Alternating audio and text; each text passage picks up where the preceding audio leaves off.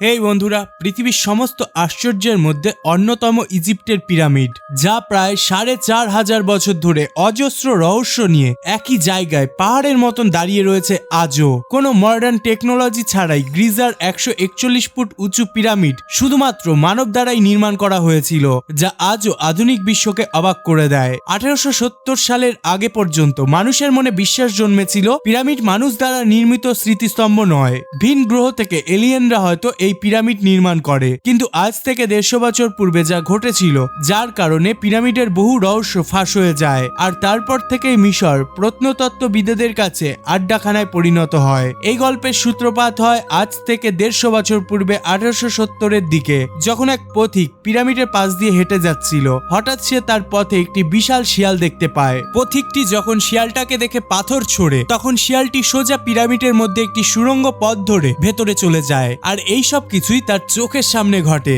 সে জানতোই না পিরামিডের মধ্যে কোনো সুড়ঙ্গ পথ থাকতে পারে। তখন তার মধ্যে কৌতূহল জন্মায়, এমন কি রহস্য লুকিয়ে রয়েছে এর মধ্যে। সে গোপনে ওই সুড়ঙ্গ পথটি ধরে ভেতরে প্রবেশ করে, আর এখান থেকেই শুরু হয় গিজার পিরামিডের একের পর এক রহস্যের উন্মোচন।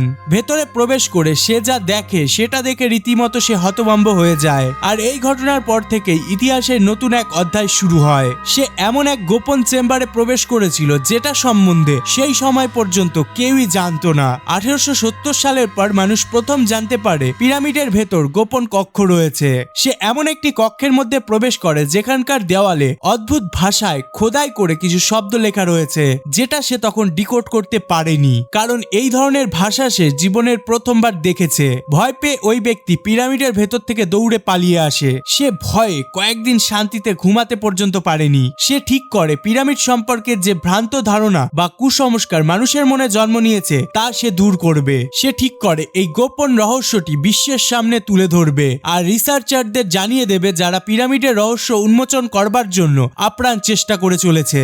যখনই সে এই গোপন খবরটি রিসার্চারদের জানিয়ে দেয়, তখন এই খবরটি আগুনের মতন ছড়িয়ে পড়ে গোটা বিশ্বের কাছে। এরপর থেকেই গোটা বিশ্বের গবেষকদের কাছে গিজার পিরামিড প্রতিদিনের আলোচ্য প্রসঙ্গ হয়ে দাঁড়ায়। পিরামিডের রহস্য অনুসন্ধান করবার উদ্দেশ্যে রিসার্চারদের একটি টিম ঠিক করে ওই সুড়ঙ্গ পথটি দিয়ে পিরামিডের ভেতরে তারা প্রবেশ করবে। যখনই গবেষকরা গুপ্ত চেম্বারের মধ্যে প্রবেশ করে, তারা সবাই হতভম্ব হয়ে যায়। তাদের অবাক হওয়ার প্রধান কারণ হলো সিক্রেট চেম্বারের ভেতর গ্রানাইট পাথরের একটি কফিন রয়েছে, যা পূর্বে কেউ দেখেনি। পূর্বে এই কফিনটির ব্যাপারে কেউ কিছু জানতোও না। তার থেকেও বেশি আশ্চর্যের বিষয় হলো ওই ভারী গ্রানাইট পাথরের কফিনটাকে কিভাবে ওই সিক্রেট চেম্বারের ভেতরে প্রবেশ করানো হলো, কারণ সিক্রেট চেম্বারের পথটি এতই সরু যে কফিনটাকে বাইরে থেকে ভেতরে প্রবেশ করানো কখনোই সম্ভব নয়। এই সুড়ঙ্গ পথটি এতটাই ছোট যে একজন মোটা ব্যক্তি ওই চেম্বারের ভেতরে প্রবেশ পর্যন্ত করতে পারবে না। তাদের আরো বেশি আশ্চর্য হওয়ার কারণ হলো ওই কফিনের ভেতরে কোনো প্রকার মমি এবং কোনো বস্তু সামগ্রীও পাওয়া যায়নি।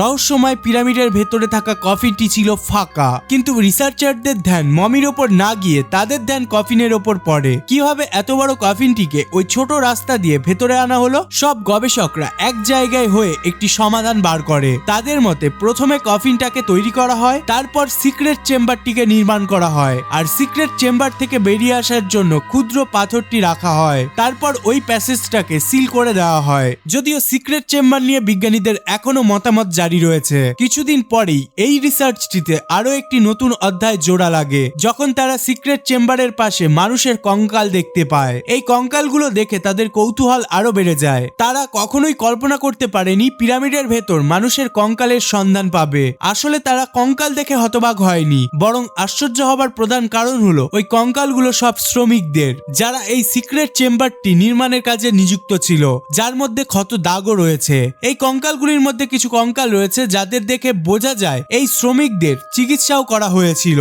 কঙ্কালের উপর রিসার্চের জন্য গবেষকরা আরো একটি টিম তৈরি করে। অনেক রিসার্চের পর তারা একটি সিদ্ধান্তে আসেন, আসলে পিরামিড নির্মাণের শ্রমিকরা কেউই কৃতদাস ছিল না। রাজমিস্ত্রি, ইঞ্জিনিয়ার সহ প্রায় ১ লক্ষ শ্রমিক কাজ করেছিল। এরা সবাই ইজিপ্টের নাগরিক ছিল, যারা শ্রমের বিনিময়ে পিরামিড নির্মাণ করেছিল। তাদের উপযুক্ত পারিশ্রমিকও দেওয়া হতো, কারণ যদি মিশরের কৃতদাস বা সাজাপ্রাপ্ত জেলবন্দি শ্রমিকরা কাজ করত, তাহলে তাদের চিকিৎসা হতো না। আর যদি এলিয়েনরা পিরামিড নির্মাণ করত, তাহলে পিরামিডের ভেতর মানুষের কঙ্কাল পাওয়া যেত না। এই রিসার্চটি সেই সব অন্ধদের চোখ খুলে দেয় যারা বিশ্বাস করত পিরামিড পিরামিড এলিয়েন বা আধ্যাত্মিক শক্তির সাহায্যে নির্মাণ করা হয়েছিল, অথবা বিদেশ থেকে কৃতদাসদের বন্দী বানিয়ে পিরামিডের নির্মাণ করা হয়েছিল। 19 শতাব্দীর এই গবেষণাটি পিরামিডের দুটি রহস্যের উন্মোচন করলেও বিজ্ঞানীরা একটি প্রশ্নের উত্তর কোনোভাবেই খুঁজে পাচ্ছিল না, আর তা হলো এই প্রকাণ্ড পিরামিড নির্মাণের জন্য বিশাল আকৃতির পাথরগুলো কোথা থেকে নিয়ে আসা হয়েছিল। পিরামিড নির্মাণে ব্যবহৃত পাথরের কিউবগুলি খুবই ভারী এবং মজবুত। যদি বর্তমান যুগেও পিরামিড নির্মাণ করা হতো তাহলে বর্তমানে সবথেকে শক্তিশালী ক্রেনগুলোরও অত ক্ষমতা নেই ওই ভারী ভারী পাথরগুলোকে অত উঁচুতে তোলার। এমনকি হাজারখানেক পৃথিবীর সব থেকে শক্তিশালী ক্রেনের সাহায্য নিলে 6 থেকে 7 বছরেরও বেশি সময় লেগে যাবে একটি পিরামিড তৈরি করতে, তাও অসম্পূর্ণ রয়ে যাবে। এই কারণে বিজ্ঞানীদের মনে এই প্রশ্নটি থেকেই যায়, মডার্ন টেকনোলজির সাহায্য ছাড়া সেই সময় পিরামিড নির্মাণের কাজের জন্য কতজন শ্রমিক নিয়োগ করা হয়েছিল। এই প্রশ্নের উত্তর বের করবার জন্য রিসার্চাররা সবাই একত্রিতভাবে সিদ্ধান্ত নেয় প্রথমে 1 লাখ শ্রমিকরা ওই ভারী ভারী পাথরগুলোকে ইজিপ্টের তোরা নামের একটি পাথর খাদান থেকে কনস্ট্রাকশন এরিয়া পর্যন্ত নিয়ে আসে।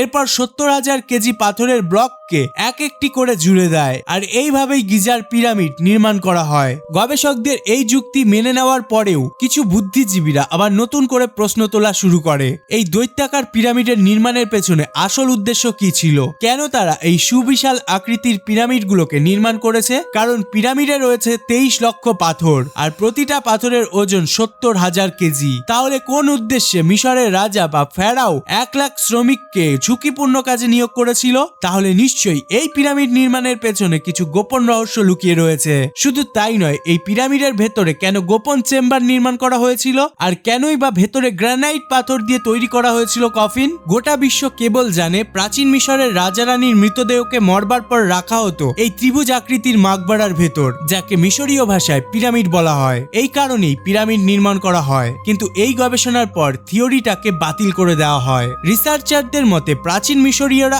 এতটাও বোকা ছিল না যে কেবলমাত্র রাজার মৃতদেহ দাফন করবার জন্য কয়েক বছর ধরে এই সুবিশাল স্ট্রাকচারকে নির্মাণ করবে। নিশ্চয়ই এর পেছনে কোনো অন্য উদ্দেশ্য ছিল। অনেক রিসার্চের পর শেষমেশ তারা এই রহস্যের উন্মোচন করতে পারে। আসলে প্রাচীন মিশরীয়রা মনে করত মৃত্যুর পর ব্যক্তি অন্য গ্রহে জীবিত হয়ে যায়, আর এই অন্য গ্রহটি বলতে তারা আকাশকে বোঝাতো। প্রাচীন মিশরীয়রা মনে করত মৃত্যুর পর ব্যক্তি তারাতে রূপান্তরিত হয়ে যায়, আর আকাশের তারা হয়ে ওই ব্যক্তি সেখান থেকেই তার প্রিয়জনদের দেখতে পায়, আর এই কারণেই পিরামিডকে তারা নির্মাণ করে। এখন প্রশ্ন আসতেই পারে যে পিরামিডের সঙ্গে তারার সম্পর্ক কোথা থেকে আসলো? এই সম্পর্ক আসার পেছনে প্রধান কারণ হলো পিরামিডের ডিজাইন, যেটা বিজ্ঞানীদেরকেও কয়েক মাস চিন্তার মধ্যে ফেলে দিয়েছিল। কি এমন কারণ ছিল পিরামিডকে এত নিখুঁতভাবে নির্মাণ করার পরেও 3টে পিরামিডকে কেন তারা এক লাইনে অ্যালাইন করেনি? সেই যুগের ইঞ্জিনিয়াররা পিরামিড নির্মাণের ক্ষেত্রে 1 ইঞ্চিও ত্রুটি করেনি, কিন্তু তারা কেন এই 3টে পিরামিডের পজিশনকে একে অপরের সঙ্গে অ্যালাইন করেনি? এই প্রশ্ন তখনই ওঠে যখন পিরামিডের এরিয়াল ফটোগ্রাফি নেওয়া হয়। বহু রিসার্চের পর এই ধাঁধাটি ডিকোড করেন রবার্ট বাউভাল। তিনি বলেন 3টে পিরামিডকে ইচ্ছাকৃতভাবেই সমান করা হয়নি। রবার্টের মতে প্রাচীন মিশরীয়রা ওরিয়ান বেল্টের 3টি তারামণ্ডলের ওপর বিশ্বাস রাখত।